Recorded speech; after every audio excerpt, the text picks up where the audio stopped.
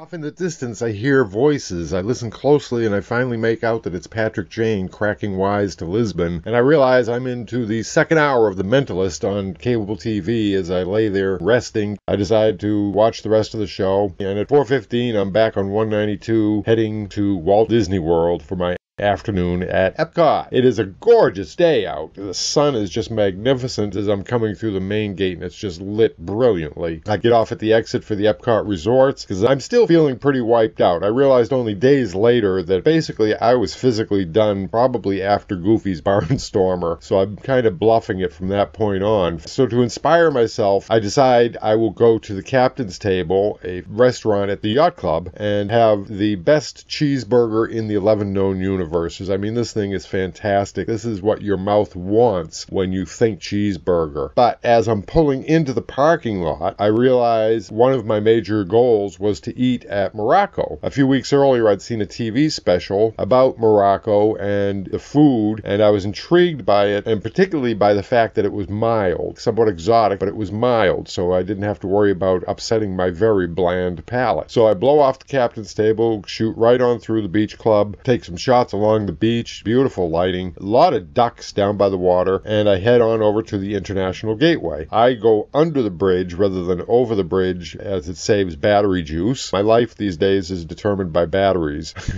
And between my camera and my ECV, everything is batteries. I make it to International Gateway, and I'm shooting some pictures there, and I see something that just stuns me. And so when I go through the admissions gate, and the cast member there is suggesting I go to France, I told her, no, I'm mad at France. And she doesn't know what I'm talking about, so I drag her and another cast member over to the fence, and I point out, and there's this huge crane in France. I mean, it's just wrecking the whole thing. It looks lousy. And one of the cast members suggested maybe they were trying to do an alternative to the Eiffel Tower. I said, well, they might have worked on the theming a little bit better for that. I walk my scooter up the big first hill there, just as I do at the Big Ball, because both those hills are killers and will take half my batteries right out of the equation. I get to the top of the hill and I see the sign for the new Agent P adventure, which is the new overlay they've put on the Kim Possible. The difference now is that you can choose which country you want to go to. Because I'm right next to the UK, I decide to do that because it also is one of the better adventures. So I get my cell phone, which still has that stupid massive attachment to it. They need to come up with something better. Maybe chain it to your belt or something and you come back and get it unchained. Anyway, I go down into the United Kingdom. I do a couple of the steps of the adventure, and then the next clue brings me into the store, and it is just so jam-packed with people that I can't move around in there at all. So I went back up there and turned in my cell phone and headed over to Morocco. Again, I am struck by the magnificent lighting I have today as I'm entering Morocco. I head to the Tangerine Cafe, and I explained to the cast member at counter service that I had seen something about Moroccan food. I was interested in it. I knew nothing about it, and I had a gluten allergy. And he knew immediately what that was. And much to my surprise, two of the basic items in the Moroccan food menu were off limits to me, and that was the shaved lamb or the shaved beef. I can only imagine that they are rubbed down with something that contains flour before they're put on the rotisserie. It was funny because he wouldn't even discuss it with me. It was just no.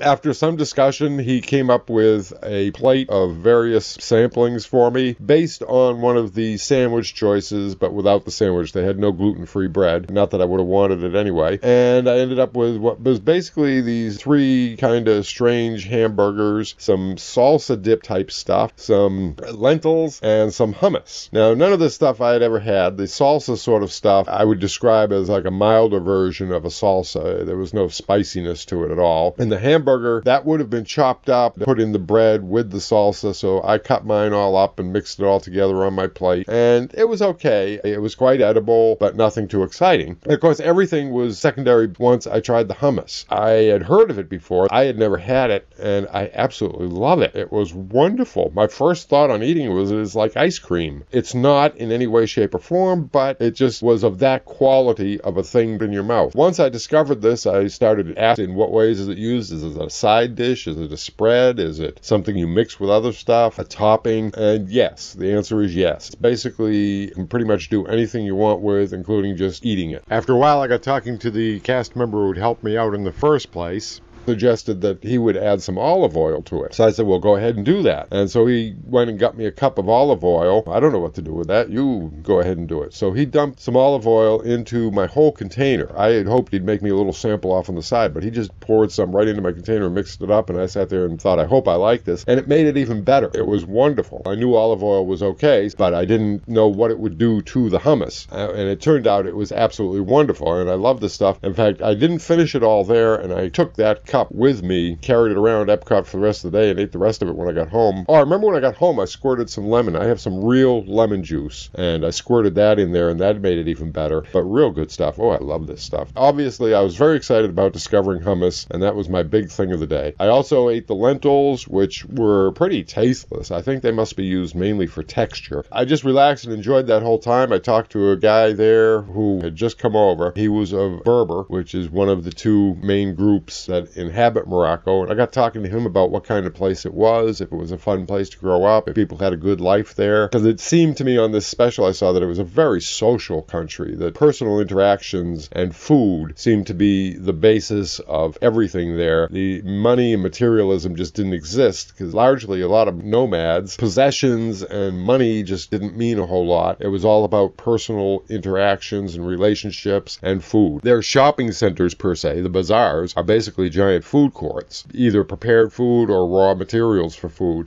You can get other things like pans to prepare food in, or cloth to wear while you're preparing food, but it seems pretty much everything is food and people, which I thought was pretty neat, and maybe next lifetime I'll try it. After I ate, I went and toured the back areas of Morocco. Morocco is one of those pavilions that half of it most people never see because it's hidden out back. You cannot see it from the main walkway, so you have to actually enter into it. And there's also a guided tour that you can sign up for. I'm not sure what the times are. It seemed to me the time I did it, it was sort of like, oh, you're here now? Okay, let's go do it. And I was the only one on that tour. And it's very fascinating because it gives you a lot of insight into the country and what it's like. This is a very special country for the United States. It was the first country to recognize the United States. It's a very friendly place. When Epcot was opened, I'm not certain on this, but I think this was the only government to participate. All the other pavilions are private companies. And the Sultan, or whoever's the head man over there, sent over his personal builders to build this pavilion exactly as they would have built it in Morocco. So this is as real as it can get without being in Morocco. After Morocco, I was feeling rather relaxed and satisfied, and I decided I would take the boat over to the future world. I'd done what I came to do, and now the next thing was Illuminations, and I had 3 hours to kill. So I went down to the boat pier. I just missed the boat, so there was nobody down there, so I lit up a cigarette, and shortly thereafter, of course, people started coming down. So I backed off into a corner. I did some photography, got some nice shots. As we traveled across in the boat, I got some nice shots of the different pavilions and a really strange bird.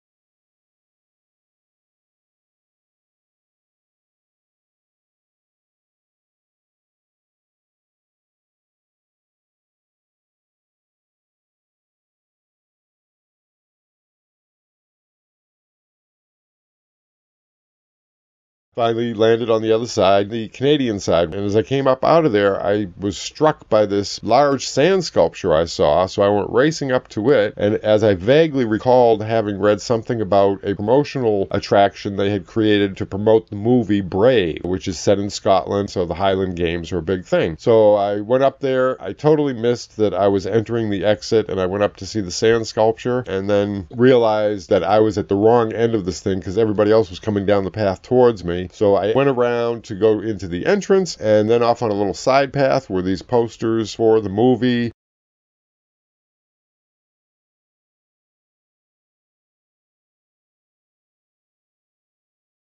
I entered the pavilion, where you first spin to see what clan you will represent. Now, there was a girl right behind me. I spun, and I got the family that she wanted, so I gave her my pin. You get a pin for the family. And I told her to spin for me, and I ended up being a Dingwall. So I got my badge. They tell you not to put it on your shirt, because the next thing is the archery, and it'll get in the way of the bow. The cast member never lets go of the bow, which irritated me, and the arrow flies very poorly because it's got a big big blocker on the end of it so nobody gets stabbed. And then I slipped next door to try this banging catapult sort of game where you try to get in a basket, and it's absolutely impossible because there's no consistency to the launching. It's like playing golf. You can hit that ball and it's going to go where it wants to go regardless of what you do. One girl did do well on this, but only because one of the cast members picked up the basket and ran around like crazy catching her beanbags wherever they went.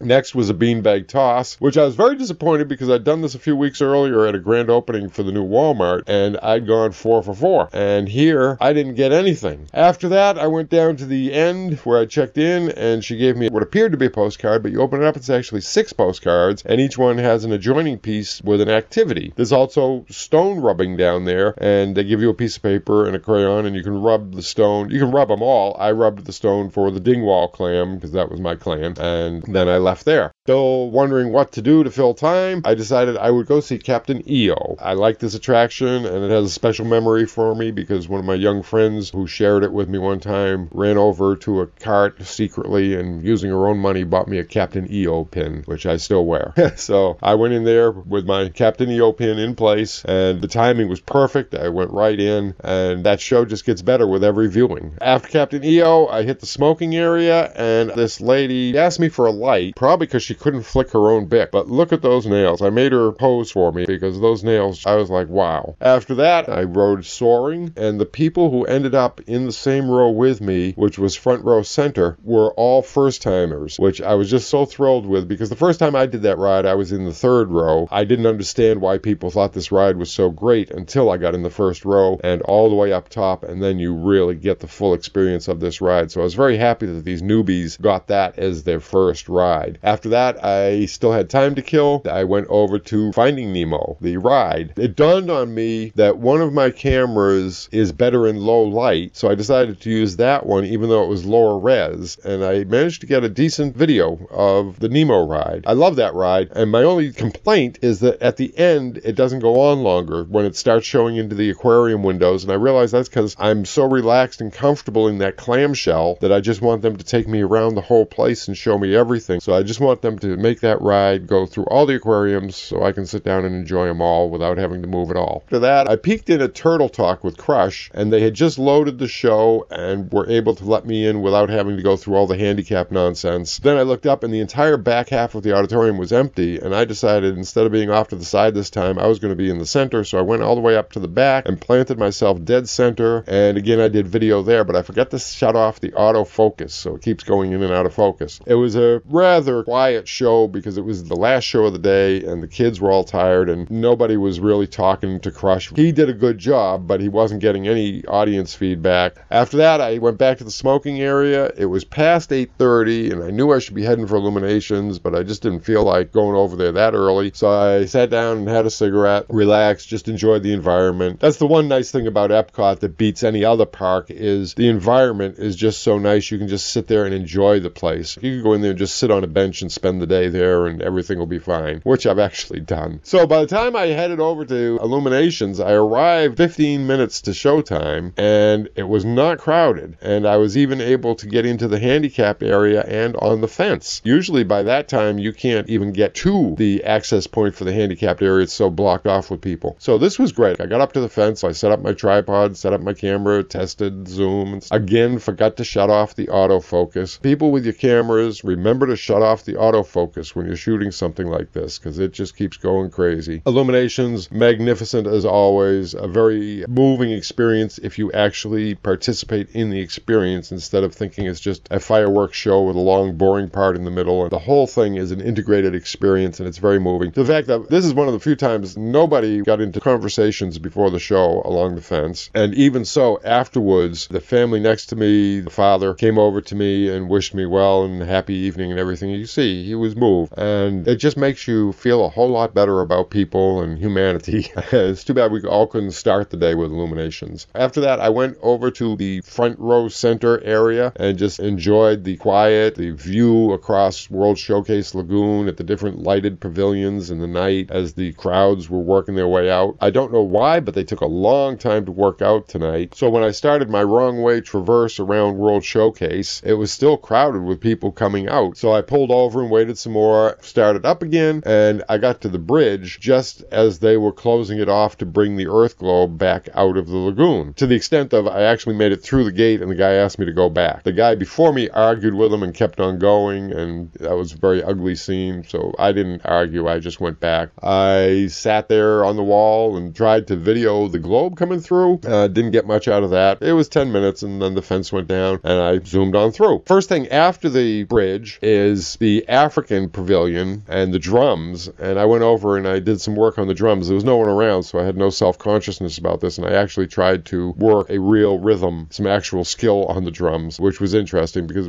I can do a rhythm, but I can't hold it. After a few minutes, it starts fading off into something else and getting out of rhythm. I continued my wrong way travels around the World Showcase. I noticed a brilliant moon up in the sky. It was about a 3/4 moon. Got a nice shot at that, and I was trying to get shots of it behind the pavilions, but it just comes out as a brilliant spot rather than a detailed moonscape. But I did get a couple of nice shots and headed on back to the beach club, loaded up my ECV, and headed back to Motel 6. I got up the next day, and I was too exhausted to do anything other than head home. I had hoped to do a couple of other experiences around the area, most notably the zip line over at Forever Florida, but that turned out to be much further away. I thought it was just outside Kissimmee, and it's almost all the way to the Space Coast, and I just was too exhausted by that point for that, so I headed home, as sad as that was, and that was the end of this adventure.